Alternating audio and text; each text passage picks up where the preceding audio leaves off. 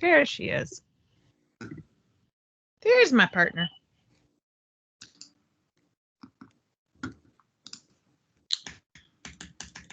All right. Well, good afternoon, everybody. We will go ahead and get started here. Just some quick introductions before we get to the exciting part of the meeting, which is our panel discussion. So we are recording this just for reference if you need to jump off and if you want to come back at a later time and rewatch anything you may have missed. My name is Nick Fedor. I'm the Executive Director of Shaker Heights Development Corporation. I'd like to welcome you all to the panel conversation this afternoon. Hope you all are doing well.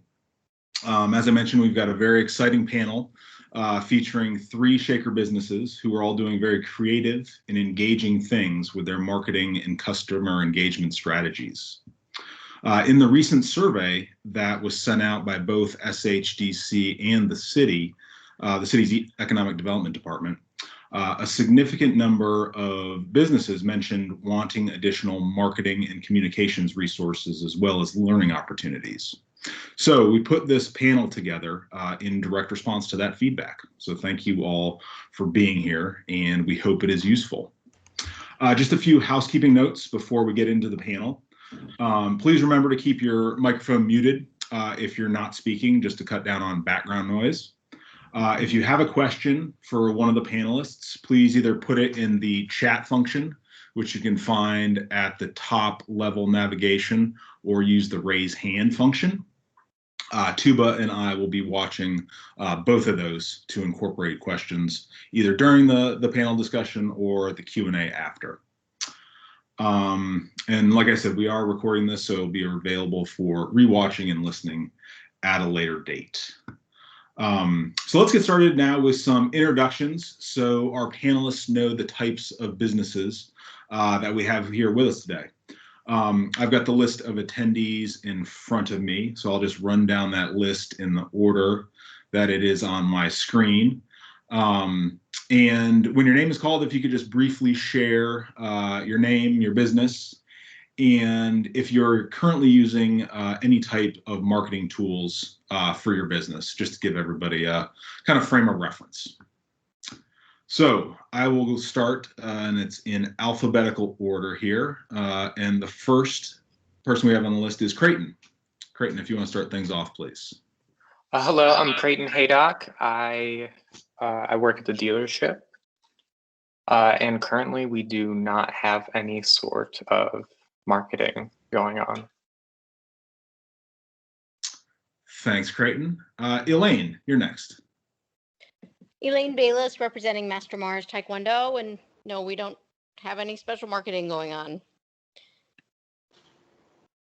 Great, thank you, Elaine. Let's see, Lisa, are you able to join in? Hi, Lisa Welsh, Shaker Heights Animal Hospital. We do Facebook, Instagram, Nextdoor, and our website. And we do use Google Ads a little bit as well for marketing. Great, thank you. Maggie, you're next on my screen. Can you hear me? Yes, we can. Okay. We are doing a lot of marketing all the time because we've been doing monthly performances that have been broadcast. So we've had to extend our marketing actually internationally. But I would say about 90% of it is happening through different forms of social media. Trying to think if there's anything. We've done some radio ad spots when we think it's relevant. And we've started producing a magazine, which we had never done before, which we are distributing, printing and distributing to our audience, and are hoping to expand that into a magazine that can be distributed regionally. That's excellent. That's a lot of exciting stuff. Thank you, sorry, Maggie. What's Maggie's group? Oh, sorry. Verb Ballets. So we are a contemporary ballet company. We also have a community center here, and we offer walk-in classes for children and teens and adults. Excellent. Thank you for sharing, Maggie. A lot of good stuff. Mike, you're next up. Mike Kavinsky from Cleveland Clothing.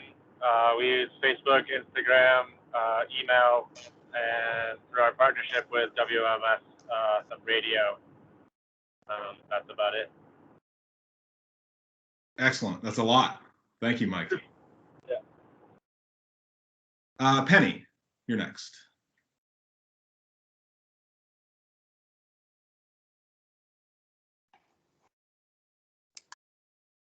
You're still muted, Penny.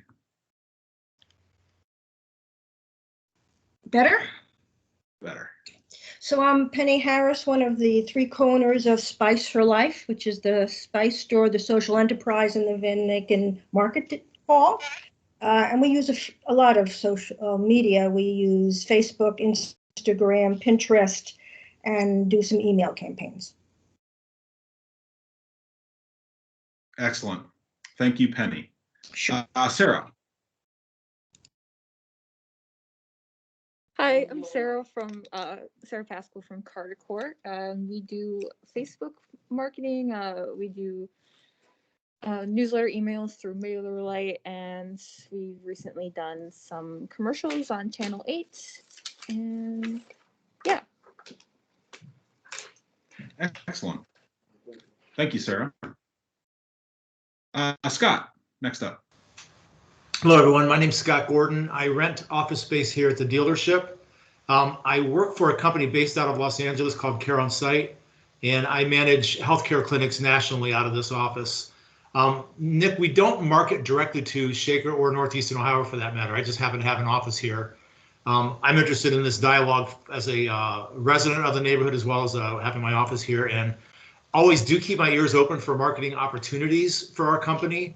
But we typically market to larger corporations that have on-site medical staff. So it's probably not the easiest fit, but I always like to keep my ears open. Excellent. Thank you. And then I did see Sean join, but maybe he dropped off. Sean, are you on the line? Does not appear so. Okay.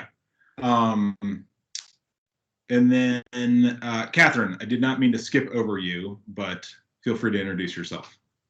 Hi, everyone. Catherine Sterinsky with the City of Shaker Heights Economic Development Department. Excellent. Thank you very much. All right. Thank you, everybody. Now I will turn it over to my colleague, Tuba, to introduce our panelists. Tuba?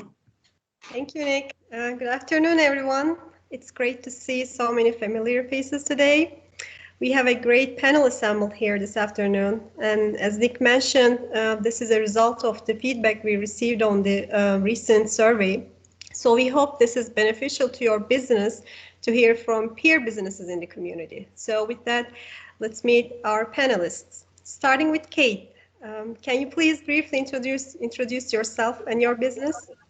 Hi, everyone. My name is Kait Turshen, and I am the owner of Self-Maker. We are a clean beauty and self-care dedicated store in the Van Aken district. Thank you. Beth and Pam, can you please introduce yourself and your business? Beth Billings and my partner, Pam. You're still muted. We are the co-owners of Around the Table Yarns, and we are in the Shaker Plaza section of the Van Aken district. And we celebrated our 2nd anniversary during the pandemic. Excellent. And Grace, can you please introduce yourself? Hi, everybody. My name is Grace McConnell. I'm the regional manager of 319 Coffee. We also celebrated our 2-year anniversary during the pandemic, but I manage both of our locations, this one in Shaker Heights, which is at the corner of Van Aken and Lee Road, and our other location in Ohio City. Excellent. Thank you all for being here today. Now I'll turn it back to Nick to get started with some questions. Great, thank you. So we'll just start off with a few kind of general questions for the panelists, some softballs, if you will, to get warmed up. But want to start, Kait, maybe with you, talking a little bit about which social media platforms you find are the most effective to promote your business and reach your target audience. Sure. Far and away, I find Instagram to be the most effective for my audience base. You know, we are on other channels, Facebook, but I think because there's a number of reasons I feel really strongly about Instagram. One big one is that's my personal favorite form of consumption when it comes to social media, but I really feel like our customer base and kind of the age range and demographic that we're targeting is definitely extremely active on Instagram. And because Instagram has so many different features, from static posts to stories to reels, we can really exude kind of like our 5 pillars of what our marketing plan kind of is through Instagram. That's excellent. Beth and Pam, same question to you. What do you find is the most effective platform, if there is one, to reach your customers?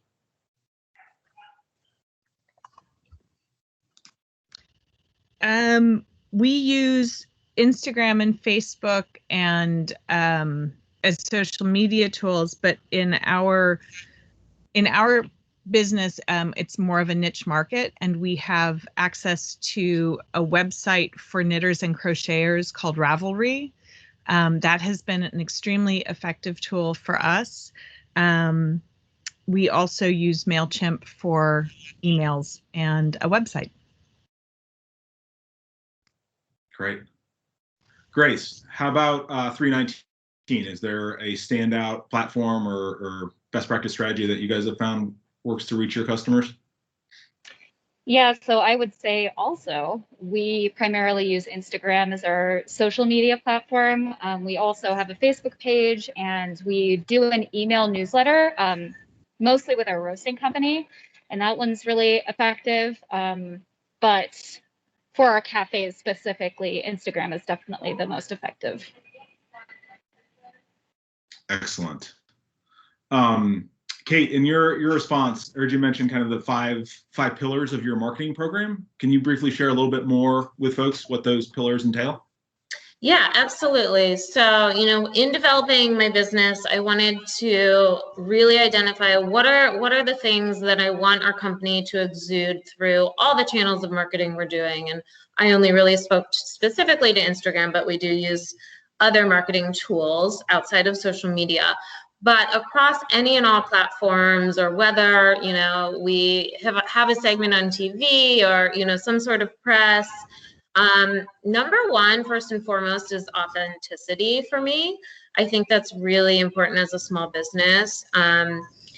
Number two is customer service. I want our customers, whether they are in Los Angeles shopping on our website or they're coming into our Shaker Heights store, to feel like they're being serviced and they're getting individualized care. Like, we hop on the phone with people, we do virtual appointments. I really just feel like, in general, customer service, at least in my former career in the fashion and beauty industry in New York City, has been something that has slowly deteriorated.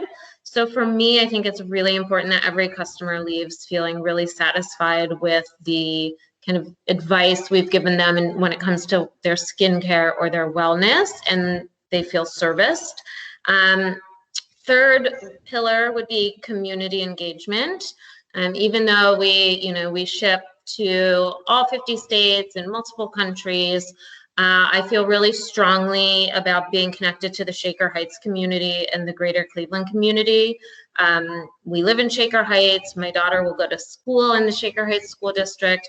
And I think it's really important for businesses to see that you are part of the community. You're not just another kind of faceless corporation. Fourthly, education, because we are in a health, wellness, and beauty sector. There's a lot of education that needs to go into that, whether it's on ingredients or eco-friendly components of things, kind of directing people to what might be best for their current health situation. So education is important, and that kind of falls into service. And then lastly, aesthetic is really important when it comes to marketing.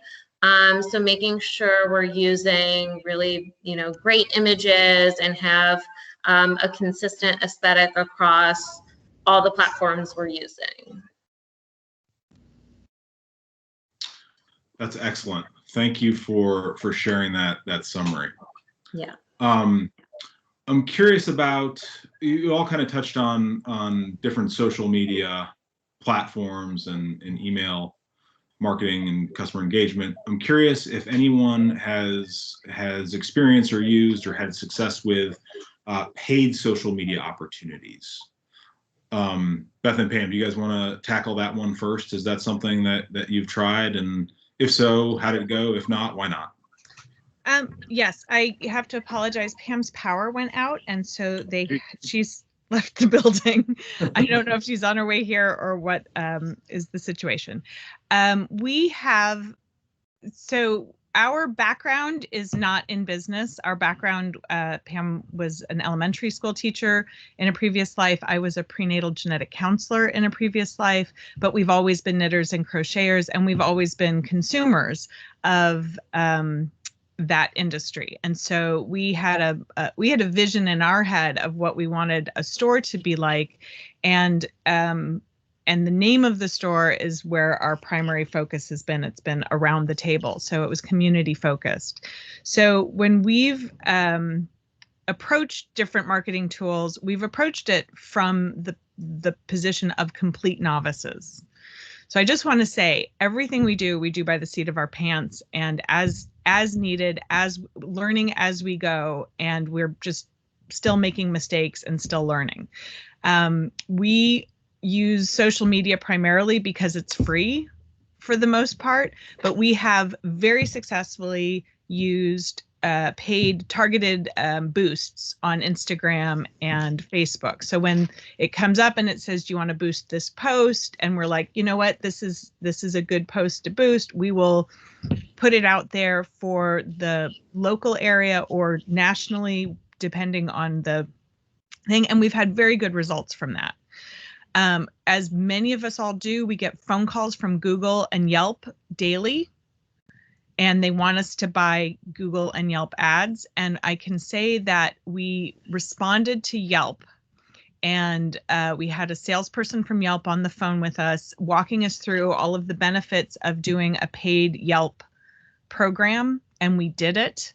And I thought it was honestly, I thought it was like Instagram and Facebook, and that it would be per ad that we actually placed or per boost that we actually requested.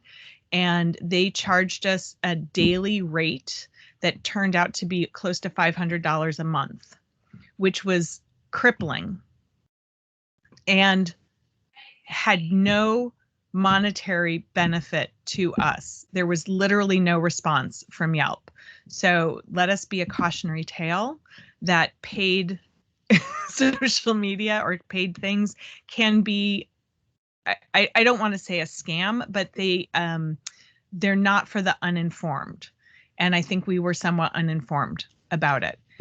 So we're very cautious about how we spend our money now. And we do not have a big budget for marketing. We have a minimal budget for marketing. So we're trying to do things that are engaging locally and nationally as we're able, without costing a lot. That is great insight, and thank you for sharing that experience. It's unfortunate that it was a costly one, but valuable to share with peer businesses. So thank you. Grace, does 319 do any paid placement, or is that something that you've stayed away from? And if so, why or why not? Sure. So we have tried to do paid boosts on our Facebook and Instagram.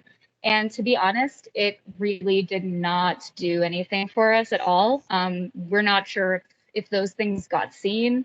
So that's something that we kind of steer clear from. And Beth, that actually happened to us too. We were on the phone with Yelp forever, and they were so good at keeping us on the phone and promising all these things. And luckily, we didn't go through with the plan that they had set out for us. But I would also warn you guys about going with Yelp unless someone's had a positive experience. But they do call us incessantly, and it's pretty annoying, to be honest. So yeah, so far no success with paid ads, so we don't really do that.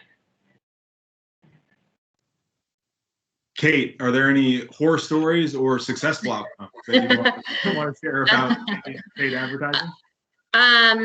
I've only heard horrible things about Yelp, so definitely never going there. I currently use Google Ads right now, and I just started working with a digital marketing consultant to help me roll out a more cohesive digital marketing plan when it comes to paid ads on these channels. So currently I'm only using Google, and they're ads that I set up. And I have seen some success, but I recognized if I really want to maximize the money that I'm using every month that I've budgeted, I need a professional to come in and make sure that they're set up correctly and I'm retargeting correctly and I'm hitting the demographics that are actually shopping with me. So I'm in phase 1 right now of adjusting Google Ads and updating them, and will continue to roll out to additional channels. My understanding, and from previous jobs that I've had, is that it does have to be a consistent thing on things like Facebook and Instagram to gain traction. And if you just do the random paid ad here and there or boosted post here and there, it can affect your algorithm in a not great way, because then they want you to continue paying to boost every single post. So that's why I've really held off on just randomly funding things like that, and hope to do it in a really strategic way in Q2 and Q3. That's great. And some of the things you mentioned kind of get into the next question that I wanted to pose to all three of you, and that is, I think we're probably all aware of just the amount of content and just information that's out there from businesses on social media, and it's sometimes challenging to be heard over the noise. So love any examples or insights or nuggets that you guys have found successful in cutting through that noise. Grace, maybe we'll start with you this time. Yeah, that is definitely a huge challenge for any business, I think. But I think a good way to break through the noise is to explore, this is speaking specifically for Instagram, explore their other options besides just the feed posts, because those are so easy to get lost when you're scrolling. We've been posting more stories, and that's been really fun to do more videos and feature more of our staff. And I think that it's easier to be authentic, like Kait was saying, when you're doing a story, because it's kind of live, it's kind of off the cuff, versus when you're doing a planned, really perfect and beautiful post. And I think that people are watching more of those stories. So that's definitely been, I think, helpful for us to break through the noise of everything else. Excellent. Beth, what about you and Pam at Around the Table? Have you guys found anything specific or been pleasantly surprised by something you've tried?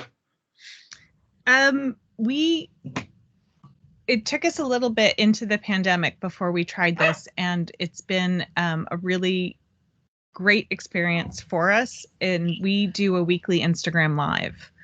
So 7:00 Wednesday night, we go on Instagram Live together. Pam is usually in the shop and I'm usually at home, and we talk about our everything, you know, our families, our projects, our new things in the store. I think PBS Kids came into the conversation one day.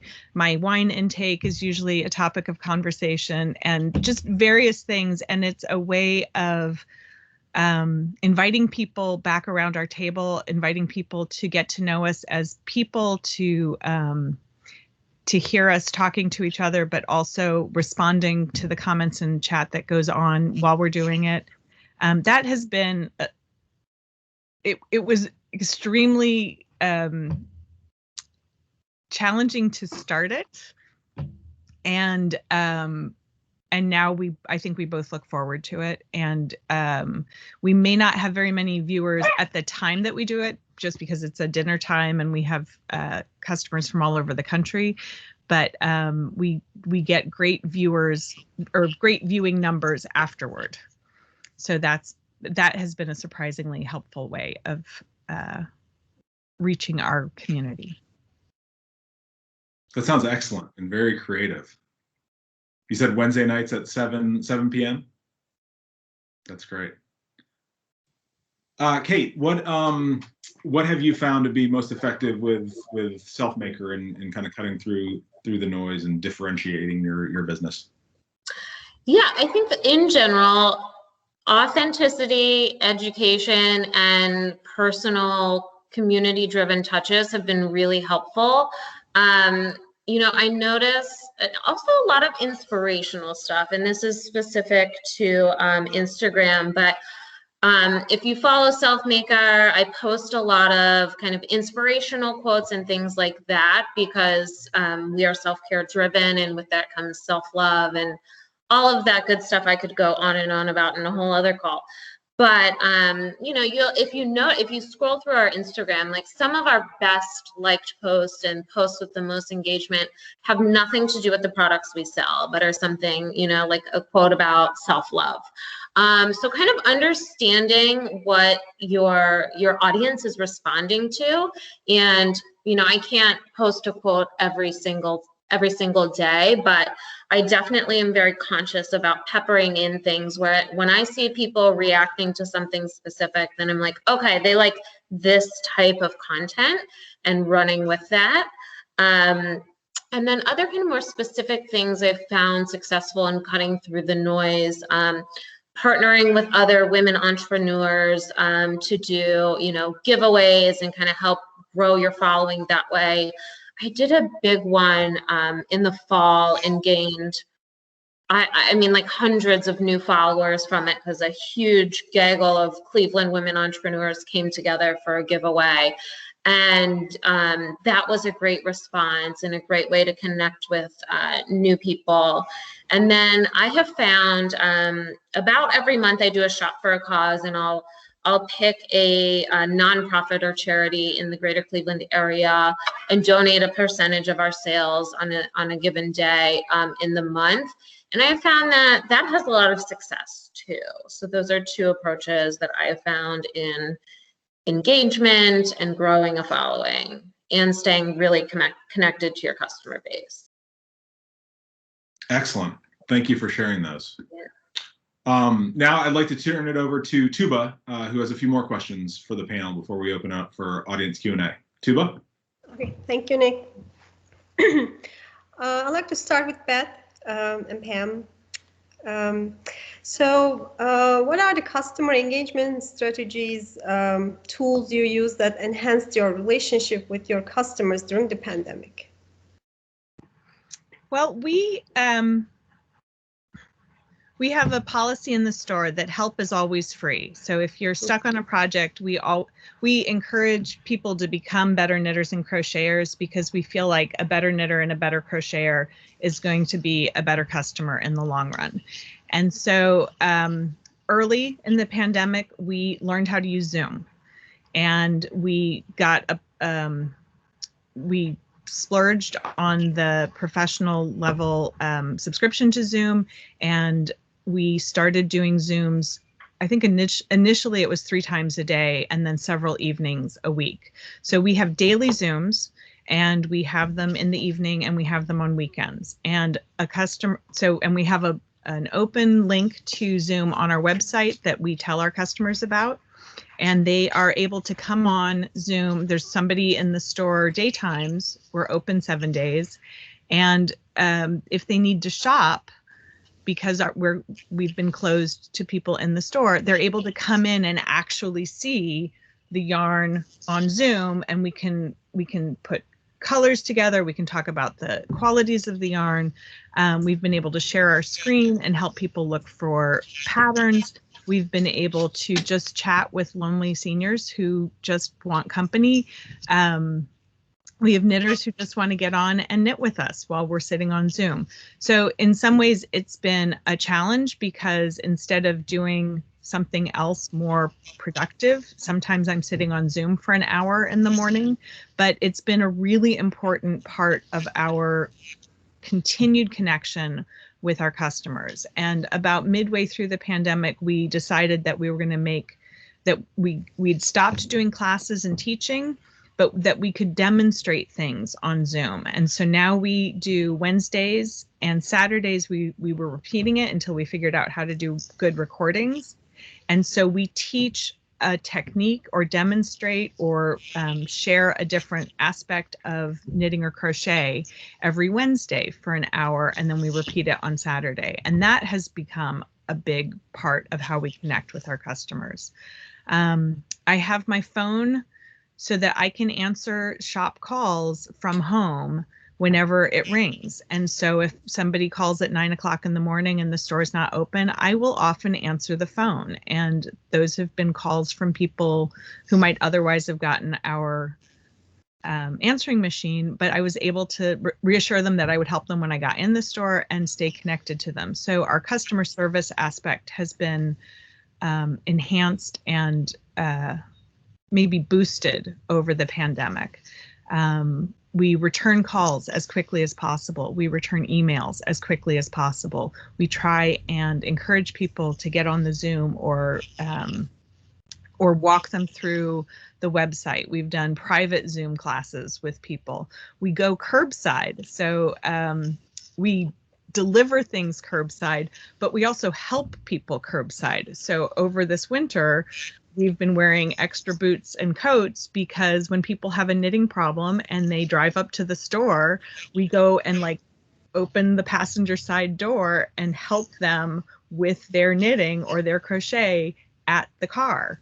And I've been joking that I need roller skates and a car hop hat because of that aspect of and I had to get warmer boots because I was standing outside in blizzards teaching people how to knit or selling yarn through the car window. So we've really gone the extra mile, I think, to reach our customers over the pandemic and to help them continue to feel like they're, because knitting and crocheting has been an activity for many people. People wanted to learn how over the pandemic. And so it's been an activity that if you get stuck, it's really frustrating. And so we wanted people to not feel stuck and to feel like they were completing projects, that we weren't just selling them yarn and forgetting about it, that we wanted them to finish their projects and feel good about what they were doing. Well, that's terrific. Thank you for sharing all this information, Beth. Grace, can you please tell us about how social media fits into your overall marketing plan and telling the story of 319 Coffee? Sure. Well, I mean, social media is an amazing tool, and you can post whatever images you want. I think that we use it. I don't know. I mean, that's kind of a big question. Can you repeat the question?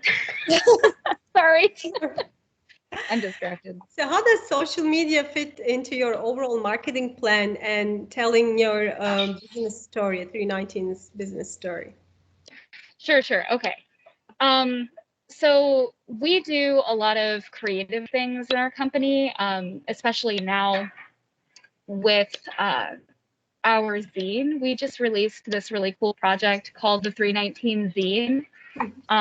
which is a totally hand-drawn activity and coloring book that we give out for free to our customers. So our company really likes to focus on kind of, fun and humor, and we definitely use social media a lot for that, especially in our stories and on our feed. And also, you all are probably wondering what 319 means or what it comes from, because it's not really a normal name for a coffee shop. And that's definitely our #1 question. So we have 3 owners, and 2 of the owners' wives were born on March 19th. And so just little tidbits like that, sharing things about our roasting company, which is actually based in California. We try to tie it together with them. So, I mean, social media honestly is everything, because especially with the pandemic, you can't talk to your customers that much because they're kind of in ordering their drink and then they leave. So it's an opportunity to share more of our stories, share more of our customer stories. So it's kind of how we communicate and inform people about who we are. Yeah, absolutely. Thank you. And Kait, so creating content on social media marketing is one of the biggest challenges. How do you decide what kind of content you want to use, and how often do you post? Great questions. I kind of touched on this a little bit earlier, but I decide on what I want to post kind of if I'm seeing a trend in either customer needs or wants or questions. I feel pretty strongly about posting consistently. Not because I necessarily want to be on social media all the time, but I understand with the algorithm, it's really important to consistently post. So I typically post a static post every day. And if I don't one day, it's because I'm just truly feeling uninspired and can't get there. But daily is always the goal. And then stories, we always kind of like to keep our stories alive, as we say. So at least always have a story up. My employees in the store have Instagram access. I encourage them to create stories. If I'm not there working, just little product snapshots, because I forget who was saying before, but stories get a lot of engagement, and people are really, I'm finding both on my personal account and on SLFMKR that people are maybe watching stories more than they're scrolling. And I know that's the case for me sometimes personally too. So definitely taking advantage of all the Instagram components, even utilizing Reels and IGTV for videos for kind of longer format stuff. But if I hear a lot of people coming into the store and they're talking about they're confused making the switch to natural deodorant, or they don't understand what is non-toxic versus vegan skincare, that's when I'll create a series kind of explaining it, whether it's a static post or it's an IGTV, and it's just kind of it's listening to my customers basically, and hearing what they need and want, and going on that. I'm not someone who has, who will do a photo shoot and get a bunch of images and plan out my content months in advance, even though I think a lot of experts would say you should do that. I don't personally believe in that. And I kind of ebb and flow with what's going on in my business at that moment. And obviously, if, things are slow and we need to do a little promotion, I do that as well. But I like to stay super flexible in my content creation. Okay, great. Thank you. Beth, you mentioned you're engaging with your customers with MailChimp also, like e-newsletters, right? Can you, what kind of tips would you like to share with our audience how to write an effective newsletter? That's a great question too. We've learned the thing that we've learned about newsletters is that people generally see them, they know you've sent them, they don't read them. So whatever details and things that you put in the newsletter, if you spend a lot of time with a lot of details, you're probably wasting that time. We do have links. I do follow and check back in with MailChimp is a wonderful platform. I know there are other ones. MailChimp is the one I'm familiar with, but it allows you to see who's opened, like specifically who's opened and how they've reacted to your newsletter. And they also let you archive it. They let you link it to Facebook and Instagram directly, and Twitter, but we don't do Twitter because Twitter. And we so we can see all kinds of numbers and results from MailChimp. So that's primarily the reason that we use it. Also, it was originally free with our point of sale system and our website. So it was how we got started. We now pay for it and we really still like it. It allows us to have very interactive newsletters. So there's always links either from the photograph or from there's a button or from text links to either products or other websites. We try to keep it sort of not going off in too many directions. So we try to have links that go back to our website or our products. But for example, we recently did a newsletter about Liat's blankets. Liat is a sophomore at Shaker Heights High School. She was adopted from the Jiangxi province of China. And during the pandemic, she took up knitting and she decided that what she wanted to do was make baby blankets to send back to China to an orphanage. So one of our customers contacted us and asked if we would participate with Liat. And so we sent out a newsletter, and it was a letter from Liat and a picture of Liat with her blankets so far, and just a description of what she's doing. With that, we also put up a link for good patterns that are free for baby blankets. We suggested that people use yarn that they already own to do baby blankets. And we also gave out a coupon, or we're giving a coupon for blankets that we receive. So it was a great newsletter. We got a lot of responses from it. And we've previously been recorded for a live segment on Spectrum Television. The reporter from that Spectrum still reads our newsletter. She read it and she decided to do an interview with Liat in the store. And so now we have that to link to.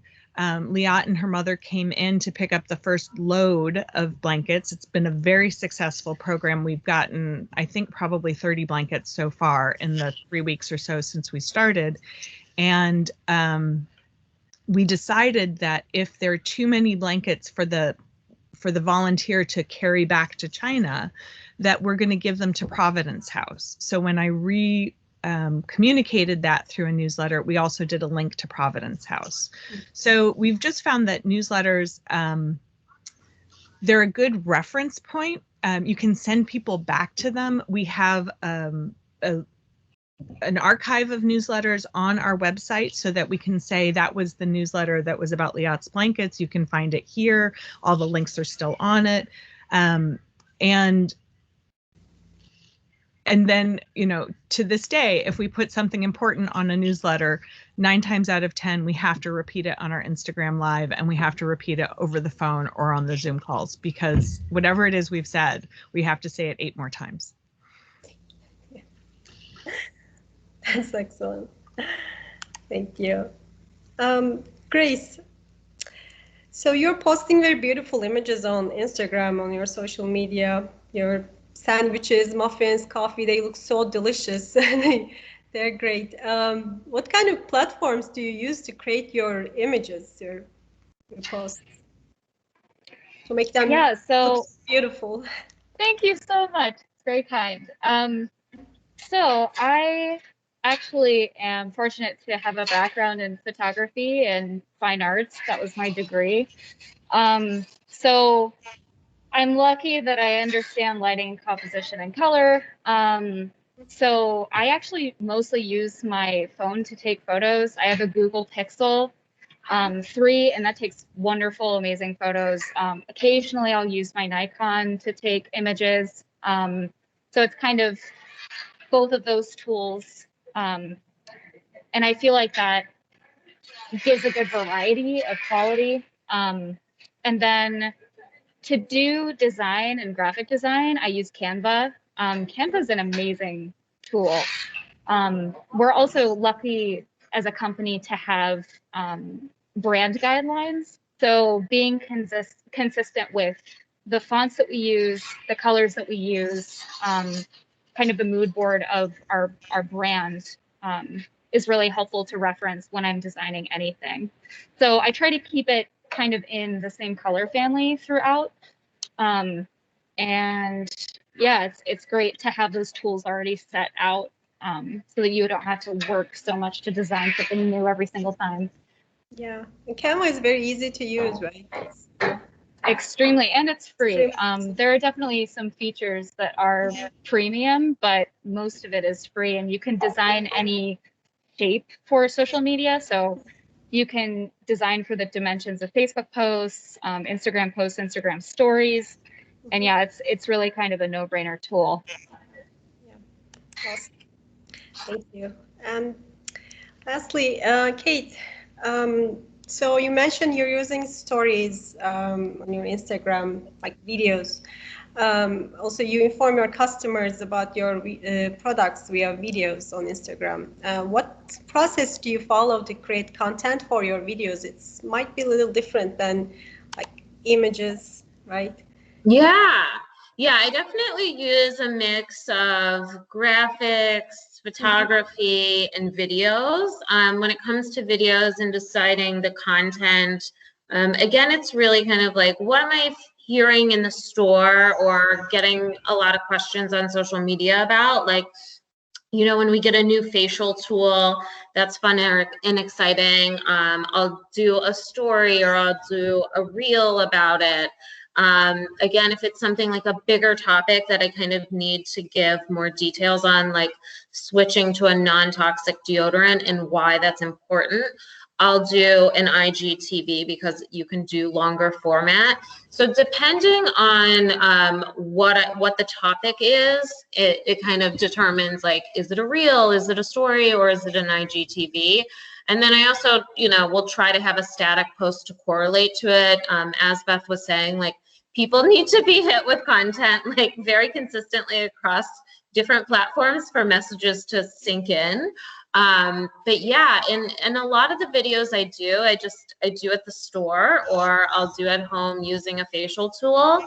And I just do everything on my iPhone, honestly. For graphics, I use a program similar to Canva, but it's called Over. And also, you know, have a color story and kind of a mood board that I always vibe on too. So that's the process. But I try to create content that I know there are lots of questions about, because that's what you'll get the best response to. I think people are really responding to tutorials and solid information in the clean beauty space. That's great. Well, thank you all so much for being here today. It was great to hear from your experience, ideas. I think we're done. We can get questions from audience. Yeah, if anybody has any questions, feel free to raise your hand and ask it with your video and mic, or you can put it in the chat. That's another way to do it as well. We did get a couple questions just to kind of kick things off from folks who weren't able to attend but still wanted to ask some questions of panelists.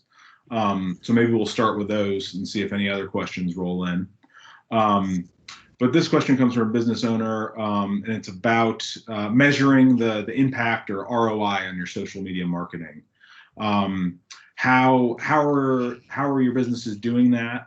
And how are you kind of valuing the impact it has? I know, Kait, you mentioned doing some Google Ads and analytics. Grace, I believe you mentioned like likes on Instagram. But maybe if you could each talk a little bit about what metrics you're using for success. And Kait, we can start with you. Sure. You know, obviously metrics for success our online sales for me. So for Google Ads, there's a ton of analytics that come with utilizing that platform of paid media.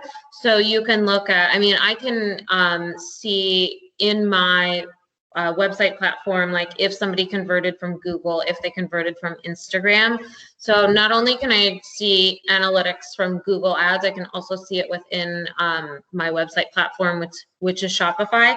So I can understand where people are converting. In terms of just general engagement, I mean, Instagram also offers a ton of analytics, but you know when a post is getting a ton of likes and a ton of reshares and a ton of comments, then that's really good content. And I don't always see a direct correlation from, Instagram to online or in-store sales, but you'll pick up on things in the store like, oh, I just saw you posted about this product or things like that. So sometimes it is hard to track, but you can track engagement and you can track Google conversions and then also website traffic. Excellent. Yeah. Beth, what about you guys at Around the Table Yarns? What kind of measuring and metrics are you guys looking at? I've certainly looked at Google Analytics. We've certainly looked at bumps in our conversion rates based on different events that we've run or different posts. We certainly have a bump after Instagram Live. Definitely there is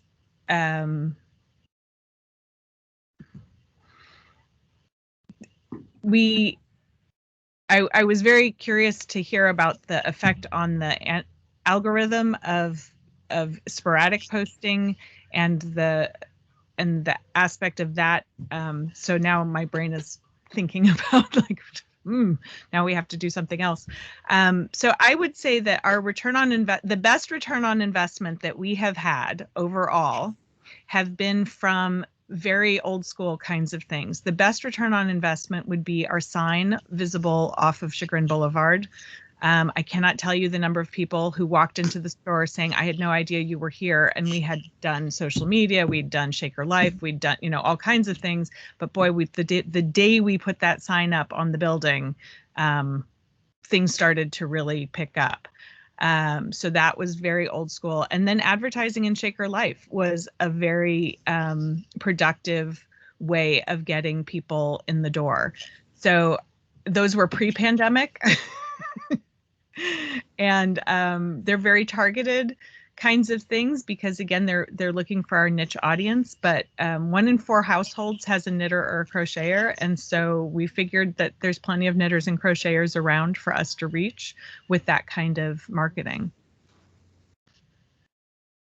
That's great. Grace, what about 319? What are you guys using to measure your impact?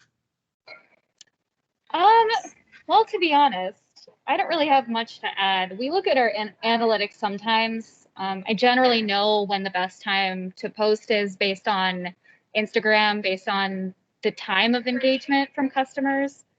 But it's not something I study a ton, so maybe I need to get back into that. But it's helpful to see. It's helpful also to see your demographic, like who looks at your Instagram the most based on their age, based on their gender, based on where they live. So it's really interesting, but Instagram has been a really great tool in general to get people to know who we are. Because when we started our Instagram, nobody knew who we were because we're such a new company in the Cleveland area. So another thing that I think has been really helpful with engagement, this is kind of off subject, but we collaborate with some local businesses to do pop-ups at our cafes that have bigger followings than us.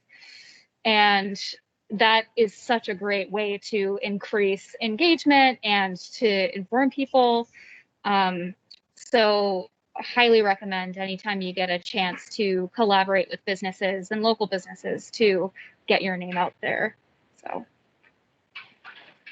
Excellent.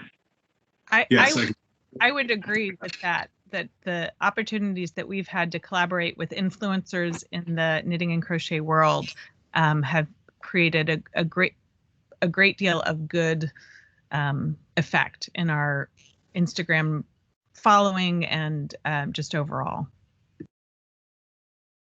Great. Are there any questions from folks in attendance for our panelists?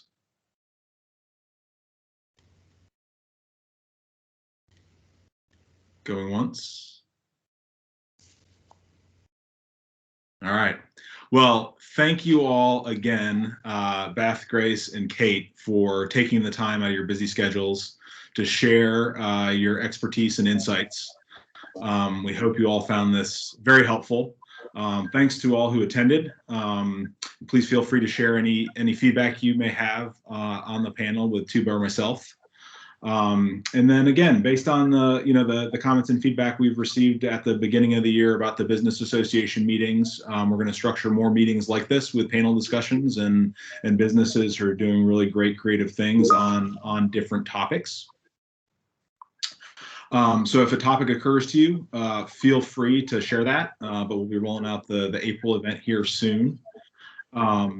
But certainly have some room at the end of the year to adjust the schedule and look at some different topics as well. So please don't be shy in sharing those topics as they come to you. So with that, thank you all again to our panelists, and thank you for attending. Tuba will be sending out the link to this recording once we get it edited and up on YouTube, so you can come back to it and check it then. Hope you all have a great rest of your day, and thanks again. Bye-bye. Thank you. Bye. Thank you.